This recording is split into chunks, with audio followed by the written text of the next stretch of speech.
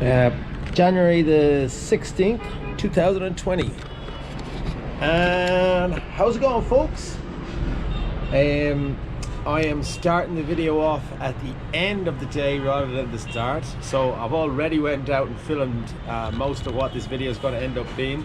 I'm in a little bit of a happy mood now because I just got home and Kay told me that the nanny that we're about to hire is only going to cost us $6 million, which is about $250. Now she's in the background cleaning the kitchen, but we're going to have a full-time nanny for $6,250,000. And this is the, look how clean our apartment is.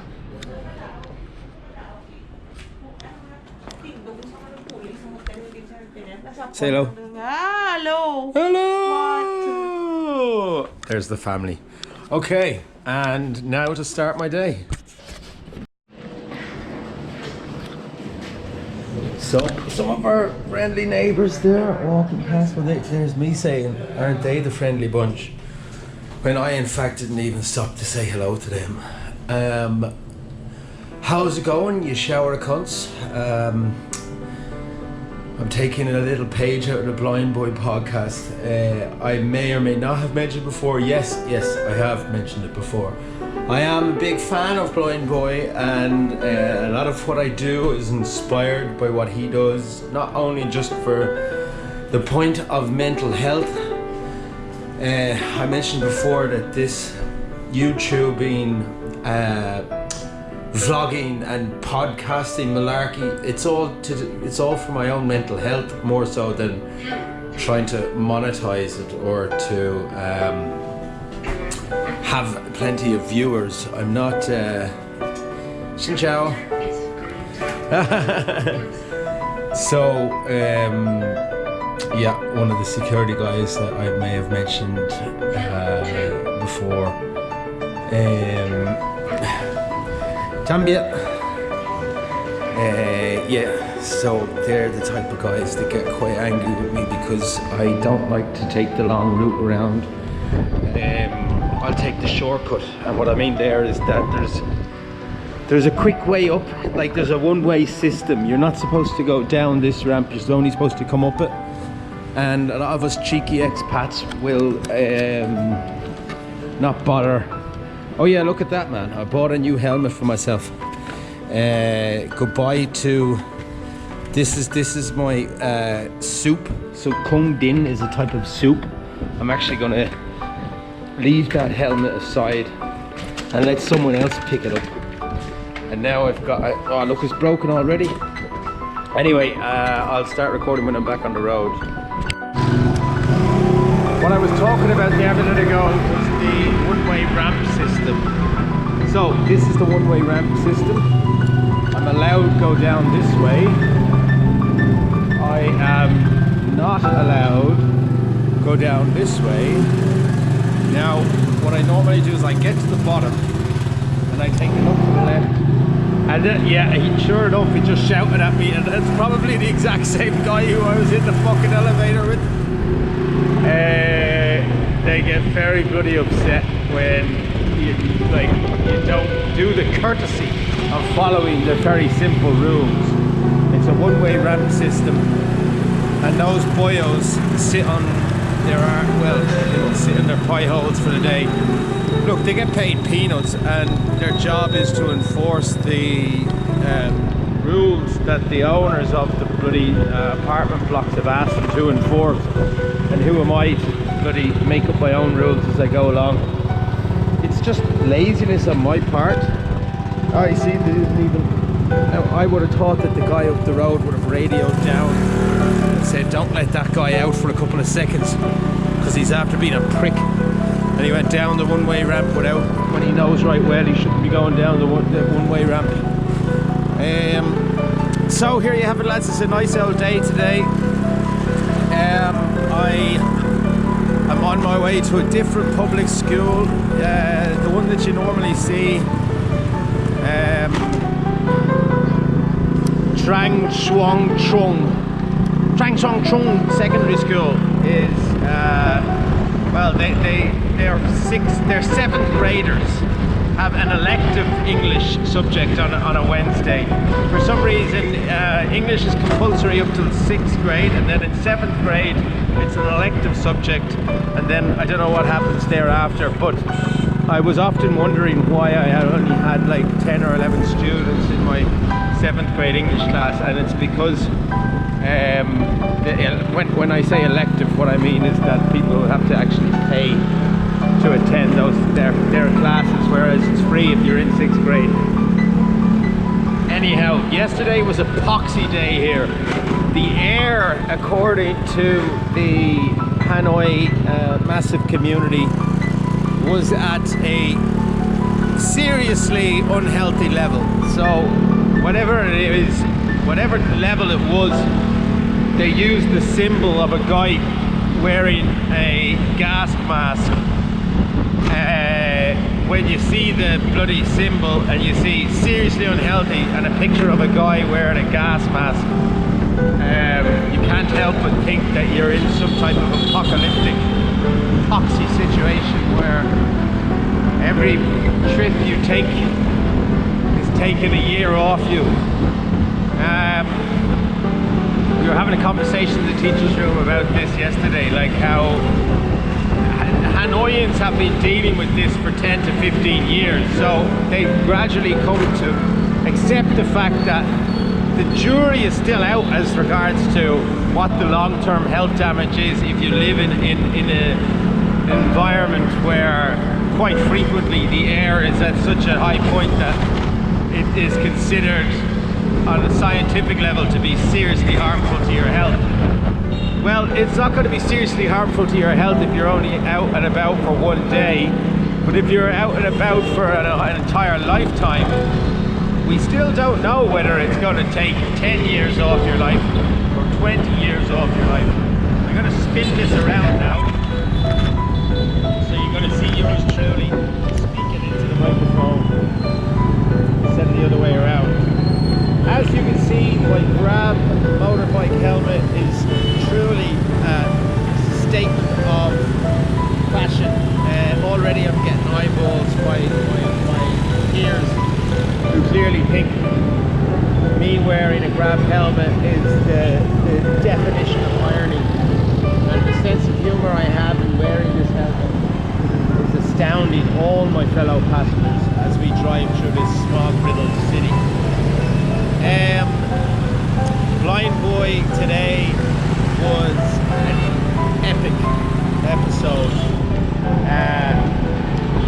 So, like what happens quite often when you attend your AA meetings, you end up hearing a excerpt from the big book that just so happens to oh look, I know from when these earbuds are in my ears, somebody's trying to get through to me on my phone, and I'm not picking up my phone because it's probably going to be Kay trying to remind me of something, or it's somebody else to annoy me about something, so they can just pick off until I get to class, basically. So actually, hold on, I know what it might be about. I'm gonna have to turn this off.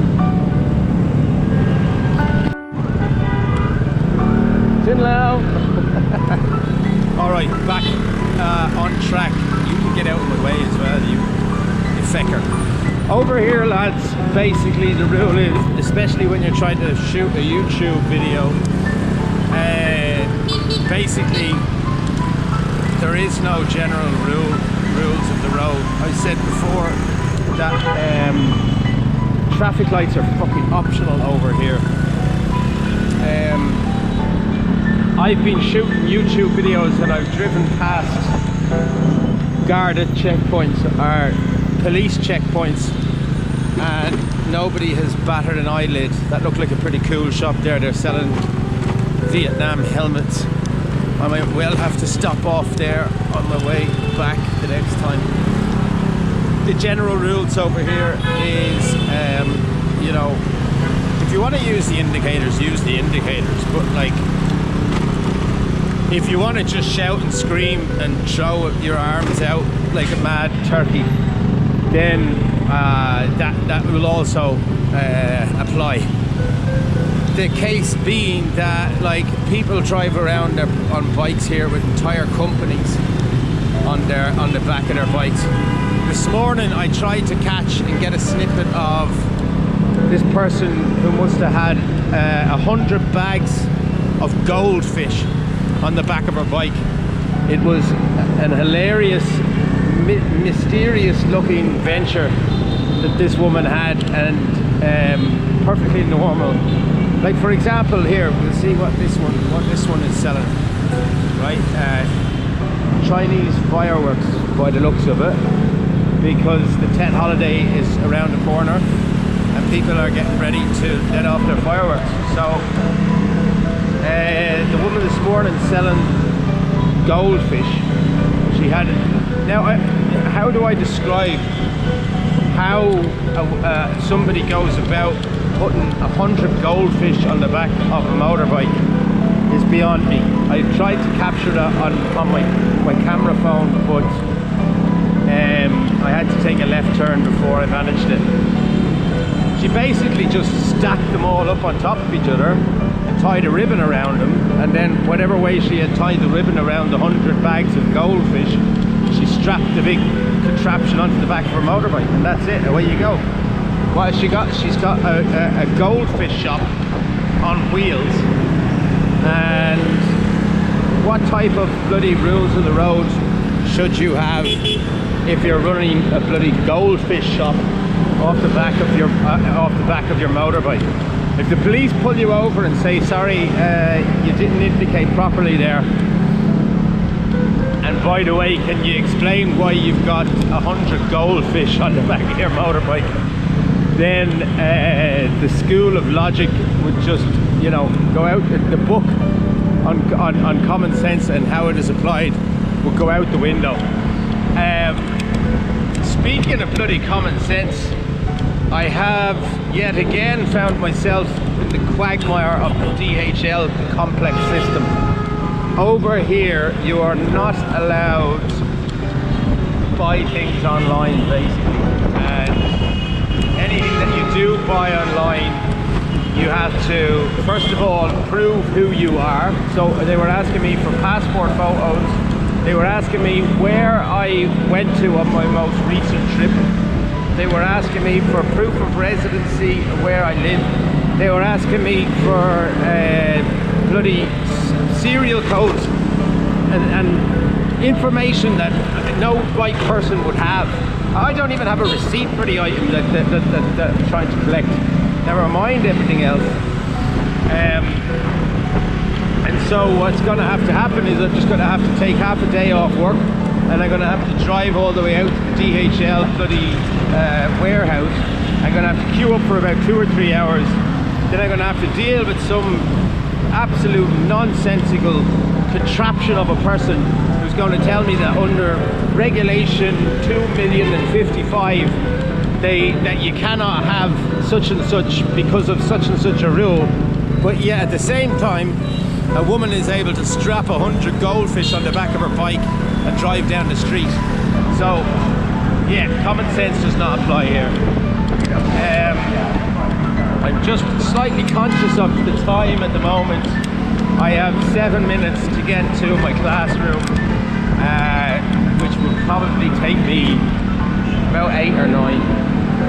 As a general rule of thumb, you should never rush if you're driving a motorbike in Vietnam. Just chill beans. As my uncle used to say to me when I visited him in Spain, tranquilo, tranquilo, which is what the Spanish keep on saying. Just chill out, lad.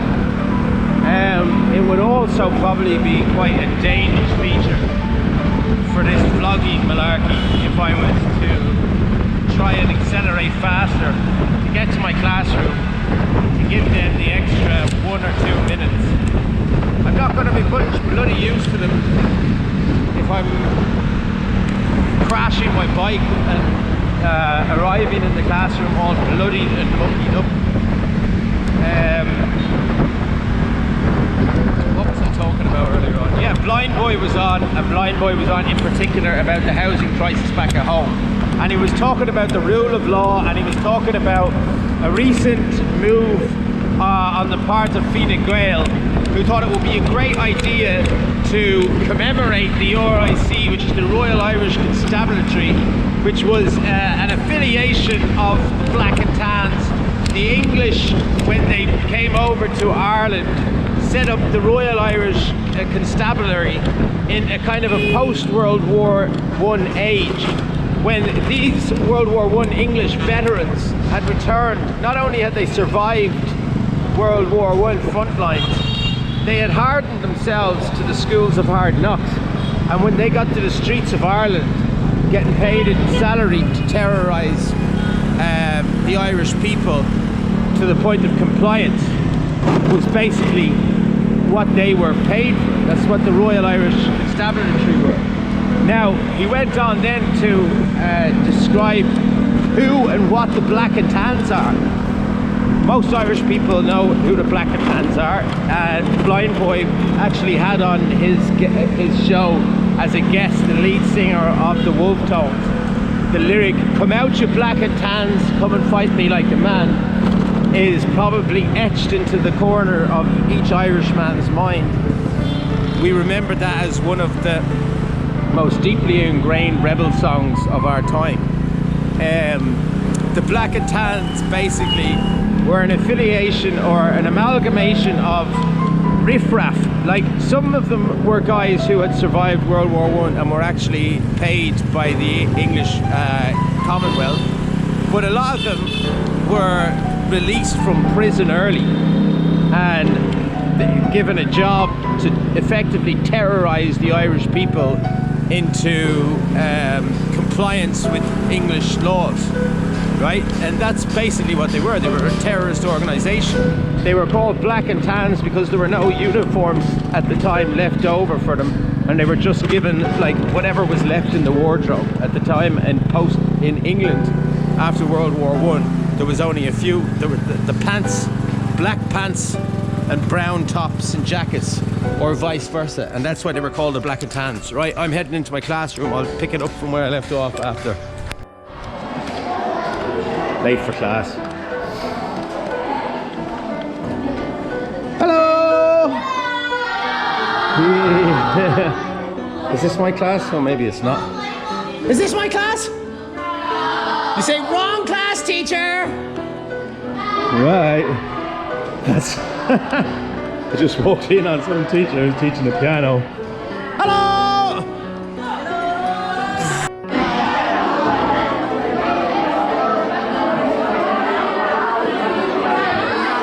So, speaking activity here today.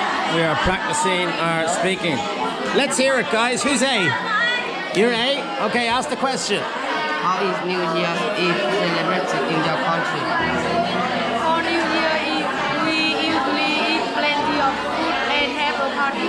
Right, next question. What do you know about how New Year is celebrated in your other countries? In other countries, they usually have a party and watch fireworks. So as you can see, absolute fun had here. Looks like they're having a nice class outside.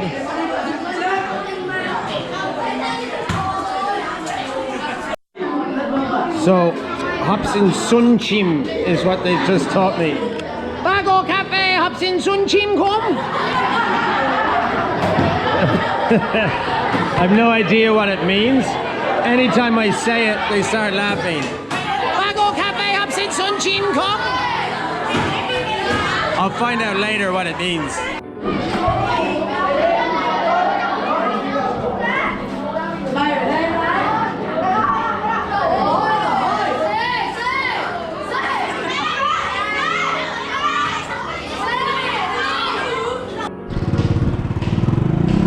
Anyhow, yeah, so Wednesday is one of my less busy days. I've got one class on a Wednesday. They asked me to cover another class at ILA, and to be honest, I'm not really stuck for the hours, and I prefer to enjoy those days that I don't have as much on my plate. Yesterday was about as busy as it gets. I had a grand total of 5.5 hours yesterday. So I'm going to take a little drive around and continue on my little rant to pick up from where I left off. Yeah, I was just talking about what I've heard on the Blind Boy podcast. He was talking about the housing crisis. He was talking about the Royal Irish Constabulary, the Black and Tans being a collection of boyos who were ex-fighters from the front line. Now, Ireland fought for England in World War I as well. Maybe a lot of those people were part of the Royal Irish Constabulary. Blind Boy actually says, admitting himself, like it's quite likely he has relatives. We all have relatives that were part of the Royal Irish Constabulary that fought alongside the Black and Tans and terrorized the Irish people in a bid to keep the Irish population compliant with English law. So he was talking about how Fine Gael just came out in favour of a commemoration, a stone statue somewhere on O'Connell Street commemorating the RIC and these soldiers who fought, basically terrorizing the Irish population 100 years ago. He said he didn't give a rat's arse about whether there was a piece of marble at the top of the street with a couple of names of dead people from 100 years ago. That shouldn't be what bothers you, but rather that it's part of this modern system of ideology. That, like, what he said was, he asked this poignant question: why in the name of God are all the newspapers in England talking about Harry and Meghan, who want to drop out of their royal service and take up a life in Canada? Basically, they don't want to be part of the royal family anymore. They don't want to be figureheads.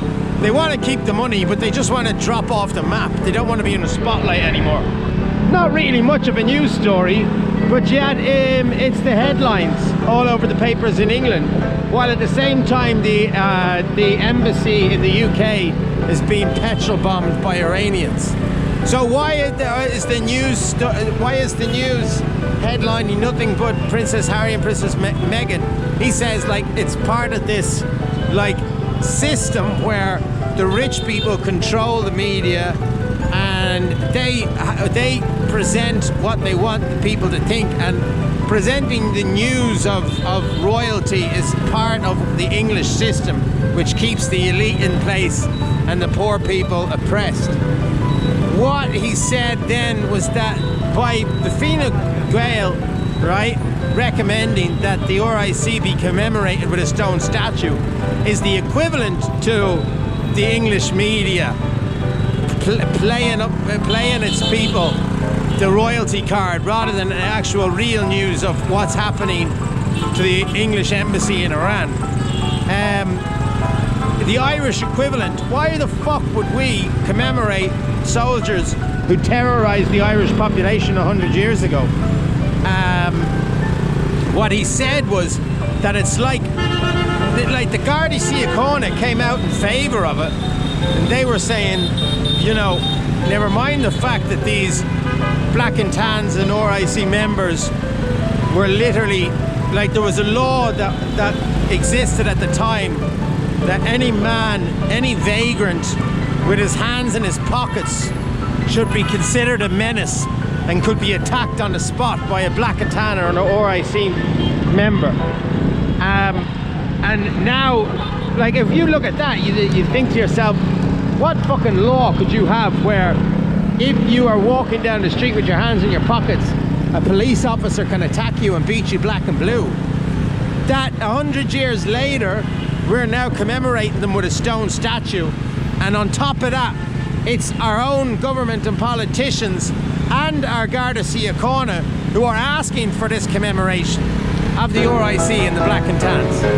He then went on, and this is where I dropped out of the podcast. He said that the Garda Síochána In dealing with the housing crisis in Dublin, and in particular when a group of activists took over a house on Frederick Street, which had been, you know, had been desolate for quite a while. Not even the bloody owner put up made a scene about it. But the Gardaí had to act fast in case homeless people began to take over empty houses in Dublin. What they did was they permitted a gang to come down from Northern Ireland in vans with no license plates.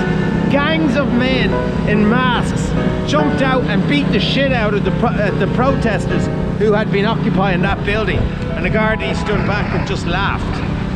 And at the same time, the Garda Síochána newspaper, January edition, had on the front page a picture of the Gardaí wearing like bulletproof vests and holding machine guns and wearing balaclavas. In other words, that the Garda Síochána want us to revert back to a form of terrorism similar to what the RIC got away with. That they're not happy with just battens. That the Garda Síochána really want more power. They want to be able to use machine guns, and they want to be able to enforce the law which is in place to favour an elite population of landlords and cronies. End of rant in relation to Blind Boy. So, it's a bloody sunny day, and I decided to go for, as I do on these little podcasts, I take a little detour after my class and I'll find somewhere to go and have a little coffee, and then I'll have another little rant, and then I'll call it a day, and that'll be the end of my podcast. So we're going to take a little trip down a busy side road, and I did go down this road in a previous episode. I ended up disappearing into the back arse of a no, I can't do that. I was about to just fucking throw my bike up on the footpath there, but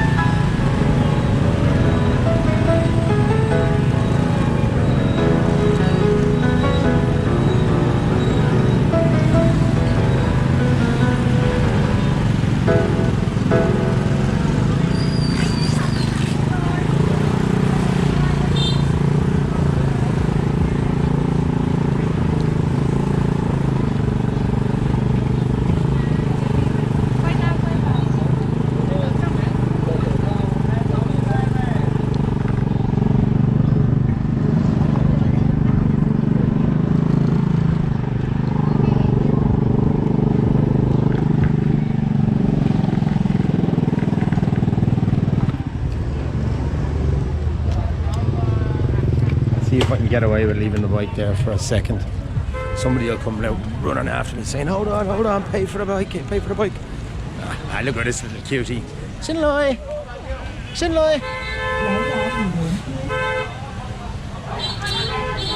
So the last time I was in here, there was actually the remains of a dog.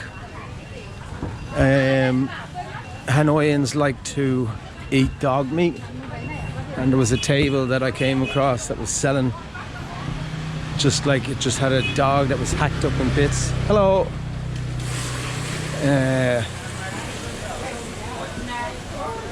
No, that's just pig. It's all right. Look, there we are, lads. Look at that.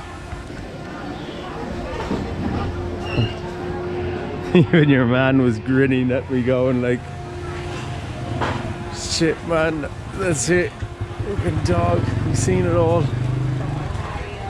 I will take another little gander down here, and then we'll. Hello. Whoa! No. There's another dog. Don't film the dog, they're saying. I don't think they want anybody to see that that's what's going on. No, no, no, he shouted at me. I wouldn't be surprised if a bloody policeman jumps on me and ends up taking the camera off me. I am, I guess, pretty bloody noticeable. The chap with the bloody... The chap with the hat that has Hanoi, and the big Hanoi badge on it, yeah, and I'm about the only foreigner walking around with a YouTube camera.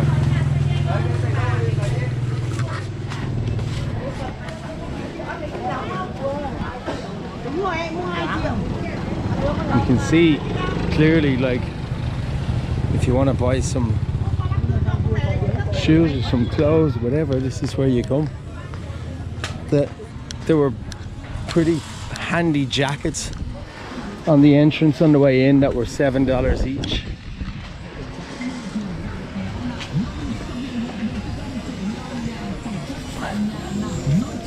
Right, that's enough in the marketplace.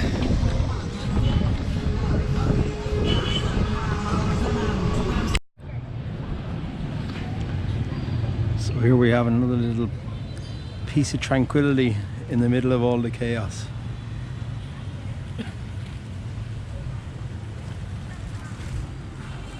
Head over here for a coffee.